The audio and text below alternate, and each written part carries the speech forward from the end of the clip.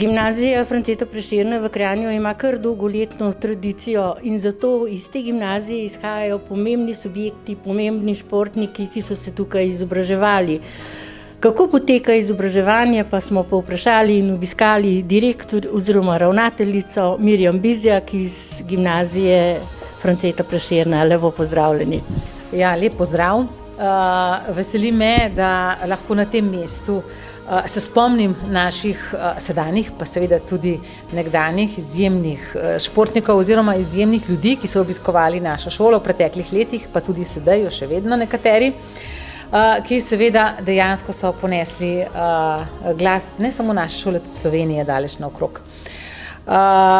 Pa ne samo športniki so tisti, ki so na naši šoli nabirali znanje in hkrati bili sposobni tudi dosegati vrhunske rezultate, tudi umetniki, ostali ljudje, ki se ukvarjajo s kulturo, fotografi, tudi akademski slikarji in slikarke predvsem.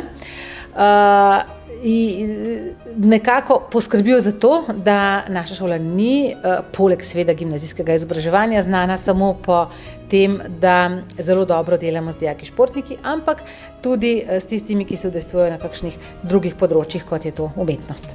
Kakšne programe izobražujete na vaši šoli? Ja, na naši šoli seveda izobražujemo zgolj na gimnazijske programe. In sicer smo praktično edina šola gimnazije, ki izobražuje tako na splošno gimnazijskem programu, kot tudi na programu ekonomske gimnazije, ter imamo edini športni oddelek v programu ekonomske gimnazije.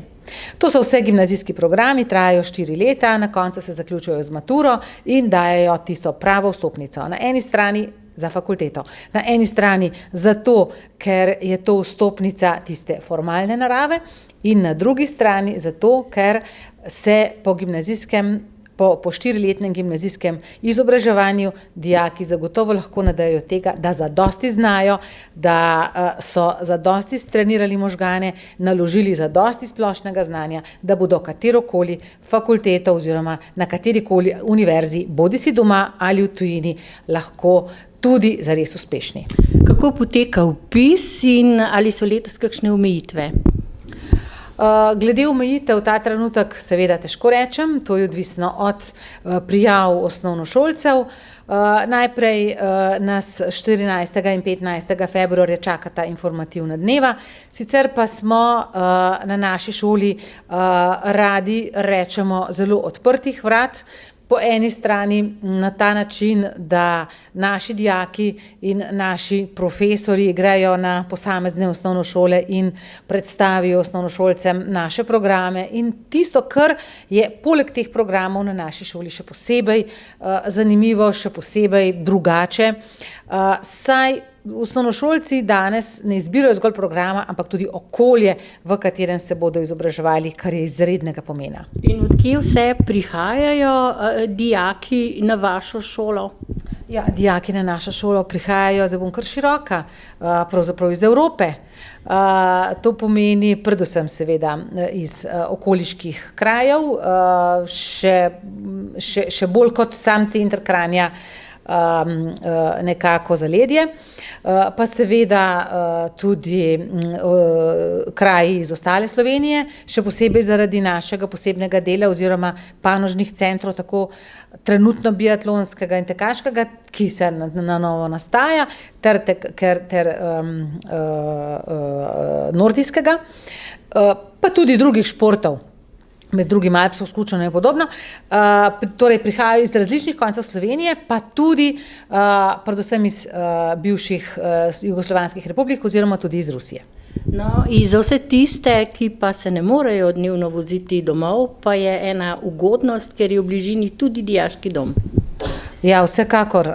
Nekateri dijaki, takole bom povedala, čas je tista strašna dobrina, tista neizmerna, dragocena reč, ki ni reč, ki je danes še kako pomembna nam, odraslim, kot seveda tudi naši mladini.